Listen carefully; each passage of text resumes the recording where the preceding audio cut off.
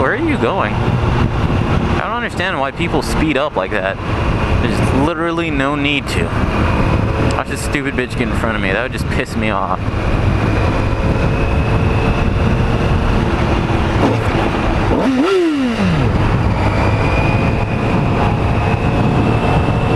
Fucking idiot!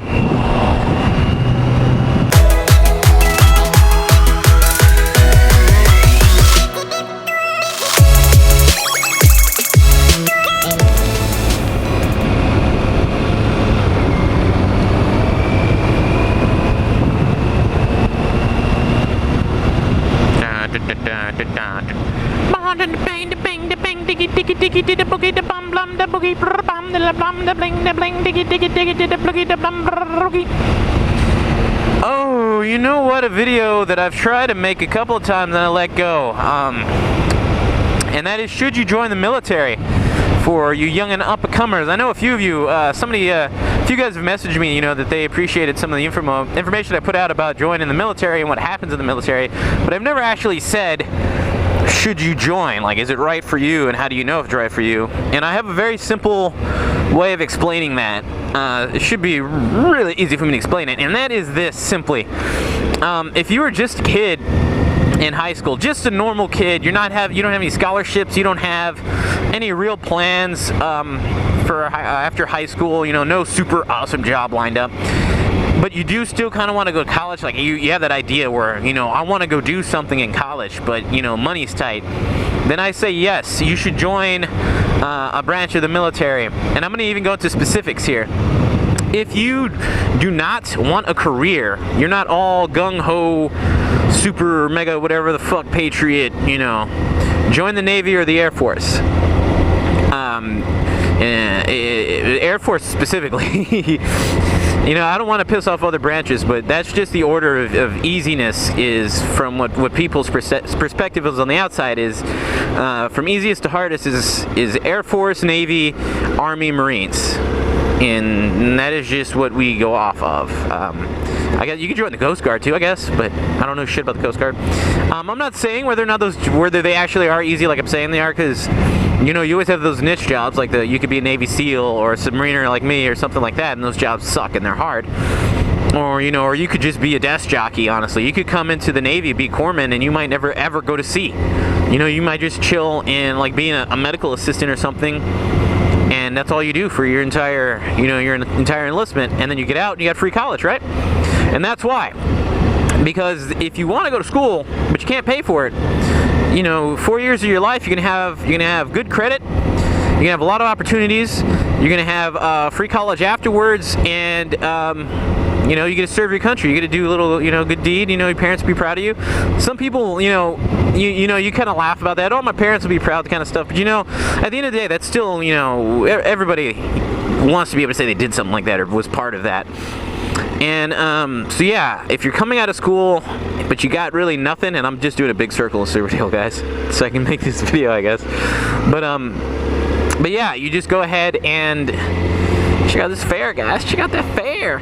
You could just go ahead and join, and you might waste those 4 years not in the military doing something else. Like I've mentioned in my other videos, I joined late. I was 26 when I enlisted, and I wish I had joined earlier. If I had joined when I was 18, I'd probably be making a fuckload more money in the military right now than I am. And, you know, that's nothing I can do about that now. Just gotta roll with it. But if you have scholarships, you know, and you can pay your way through college without worrying about debt for the rest of your life, then no, I would say go to college and knock out college and get your degree. And if, I guess, the military is still an idea in your head, then go be an officer. Don't be enlisted. Go be an officer. Go be an 01 ensign, butter bar, or whatever the other branches call theirs, and make more money than a chief is making, or equivalent E9. I'm sorry, E9. E7 and the other branches. E9? No, you're not going to be making Master Chief money. Not from the get-go. But yeah, being an officer, best choice for military, if you can. Otherwise, you know, if you wanted to serve your country, you know, there's nothing wrong with that. There's nothing wrong with those gung-ho guys, you know, the good old boys that just, you know, my dad was in the military, my granddad was in the military, so on and so forth. There's absolutely nothing wrong with that, but do not fool yourself with your dad's stories and your grandpa's stories, because you're not joining that military. That's gone. And to give you an example, like submarines we used to have such a notorious reputation for some of the stuff that used to go on, like the fighting and the hazing and everything like that. And you can't do that stuff anymore. You will lose your rank. You'll go to mass. You know, shit will happen. It's a lot nicer military these days. There's no more, you know, crazy drunken sailors and shit like that. But if that is you, you know, like I said, good old boy, you just want to serve the country and do, you know, make your family proud and carry on the tradition. And then again, yeah, go ahead, but remember two things. Like I said, it's not your daddy's military anymore. I'm not trying to be insulting when I say daddy. I'm just saying it's not your dad's military anymore. It's a lot different. And second is choose your rate, choose your fate. If you know you're going to come into the military, you need to think hard about what you want to do, because once you pick that job, that's going to be your job, and whether it has good or not advancement rate won't matter after you join, because you're stuck there now. So if you remember those two, you'll be good. Choose your rate, choose your fate. And it's not the good old military anymore. It is completely different. They're trying to make every branch far more professional, and it's like the whole thing is changing. I wanted to join the old Navy when I came in, and when I got here, I was like, what the fuck is all of this shit? You know? But yeah, guys, that's like I said, that's a very simple approach to it for joining the military. You know, you might have other reasons. Maybe times are hard and you're trying to get a job. It's actually not as easy as it used to be to be in the military, but I will say it's got great job security once you're here and you don't fuck up. You know, don't do drugs and don't over drink and shit like that, and you'll be fine. Great job security. Like I said, there is always room for advancement. Some of those things, like submarines, have super high advancement. That's a fucking myth, I can tell you that for sure. And you get to go to college afterwards. So you guys, yeah. If you have any more specific questions about that, man, obviously that was kind of a glaze and overview of it.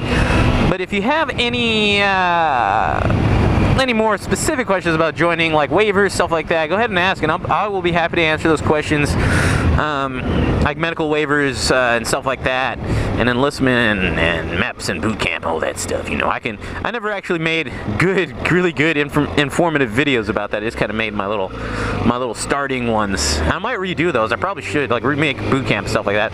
But yeah, guys, I think from now on, every Sunday that I can ride, I will make a Navy life video. And it'll just be a completely informative, sharing my experience in the Navy video instead of how I've been randomly doing it. So every Sunday, it'll be Navy Life updates with Seaman. I'm not going to say my last name. Seaman DRC Syntax.